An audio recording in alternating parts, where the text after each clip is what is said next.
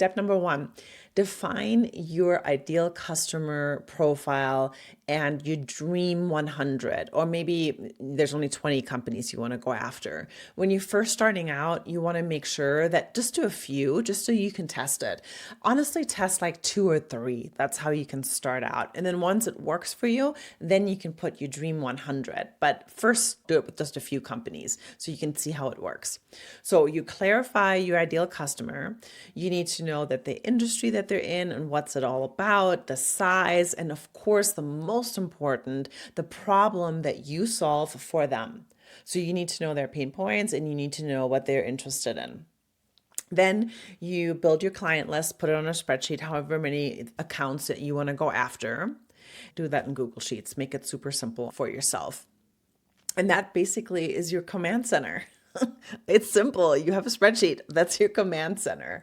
And on that spreadsheet, all you need to do is put the company's name, the multiple contacts. This is key for later. I'm going to talk about that. Multiple contacts from this one company and what the fit is and how you can help them out and why you are the solution to their problem. And then just, have a couple of notes sections, and then you're gonna have call notes and stuff like that, or reach out notes, no matter how you reach out, whether that's by phone call, by a DM in LinkedIn, or you're targeting them with an ad. Doesn't matter which one, but you need to talk about that in that spreadsheet because that's how you're gonna actually pay attention to what's happening and what's working and what's not.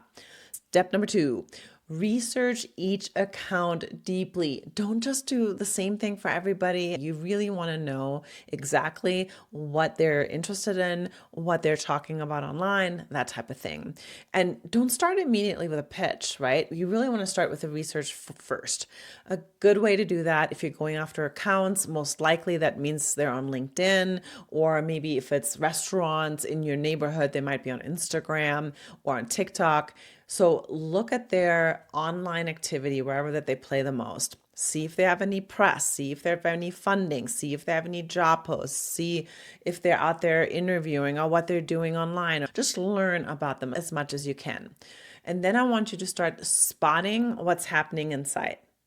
Are they expanding? Are they hiring? Are they launching? Are they looking for tools? Are they talking about marketing problems a lot? So for me, a lot of times, if I want to go after companies and accounts-based companies, since I teach marketing, I'll see if they're hiring marketers, because I'm like, okay, they're in need. And then let's pretend they say, hey, I need to get a storytelling marketer, or I need a lead generation marketer. Then I'll be like, oh my God, I want to write something up about lead generation and hit them up, because I might be able to get in there before they hire somebody or in the transition period. And then you have to customize your outreach. And I don't want you to customize your outreach and just saying like, hey, we help companies like you grow. No, that's way, way too vague. You want to actually write like, hey, I saw you're expanding your marketing team. Here's a framework to lead generation that I put together, right? So I'm very specific of what their needs are, of what they've talked about. Or if a company buys another company, or if a new restaurant goes live, it really depends on what you're looking for and what you do, obviously. Then you want to personalize your outreach and the content. So you want to be really human sounding and be very specific about them. So an idea that I have that I like to do is I'll literally create a web page that is only for them. So let's just do the Coca-Cola, because everybody knows Coca-Cola. So I would create a web page that says cmogrowthguide.com/Coca-Cola. And then I would co-brand that web page, put the Coca-Cola logo on, put my logo on there, and say, hey, Coca-Cola, I see that you're expanding your marketing and you're hiring a bunch of marketing people and you're looking for lead generation specifically. Here's how I helped other companies similar to yours, like Sprite. I don't know whoever owns these companies. And this is how I would get you to the next step in lead generation. Here's a framework that can help you right now. Talk about them, talk about their pain points, talk about the value that I can provide, and then give them something cool, like a video for learning, a framework, something downloadable or something like that. And then everything is co-branded. And then tip, you can use that same thing for a similar company. Just duplicate that web page, change out the logos, change out some of the language, make sure that it's their pain point, it's their value proposition. right? Got it? And then I always like doing a video, especially if you're a consultant or you're a fractional person or you're a coach or something, because they want to see you. They want to know, like, are you real? Is this done by a robot? So that's why I always end up adding like a Loom video or a video like this and just say, hey, what's up? I'm Andrea. This is how I can help you. Step number 4, you got to show up consistently, right? So we've talked about this. I'll talk about this until accounts come home. Like, complexity doesn't work.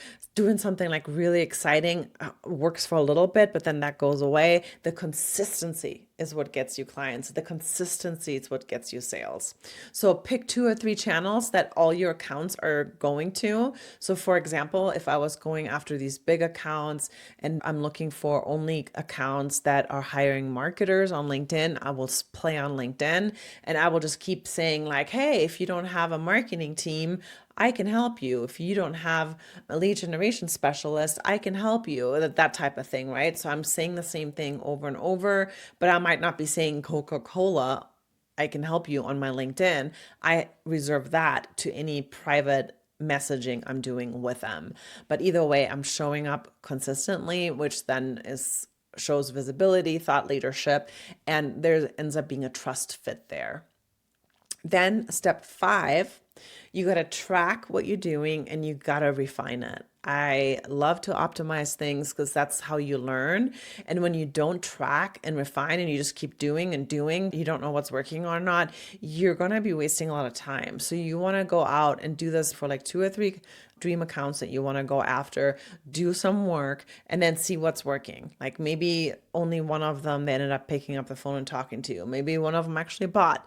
So you use that spreadsheet, that Google spreadsheet at the very beginning as your CRM, as your customer relationship management tool, where you put in the notes like, hey, I reached out to Coca-Cola 5 times, nobody wrote back. I reached out to Pepsi 10 times and I had 2 people reply. Well, now I just learned, okay, if I reach out 10 times, I get something, 5 times I don't. So I'm going to learn from that. And then going forward, I'm always going to reach out 10 times. You look at the metrics and you learn.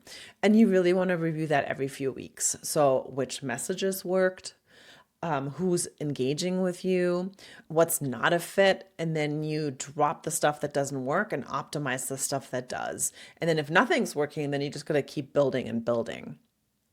And then that's basically it. Then you can duplicate whatever you did once you know this is working, and then do this for your Dream 100 client list. ABM works because it's specific, it's personalized, and if you're sounding human, that's what's going to get you over the edge because people are looking for humans right now. 100 humans that you're going after in an account or multiple accounts is going to be much better when you personalize and you keep showing up than 10,000 cold leads.